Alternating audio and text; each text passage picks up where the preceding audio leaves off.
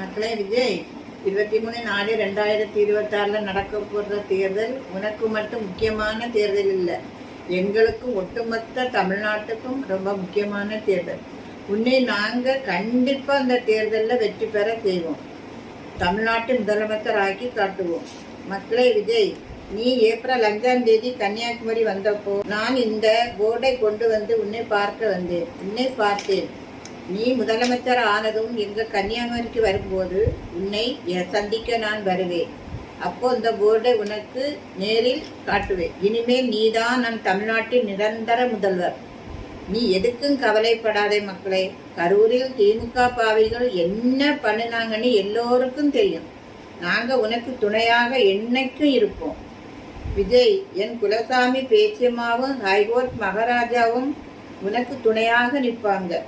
உனக்கு எதிராக இந்த திமுக பாவிகள் என்ன சதிகள் செய்தாலும் அது உன்னை ஒன்றும் பண்ணாது.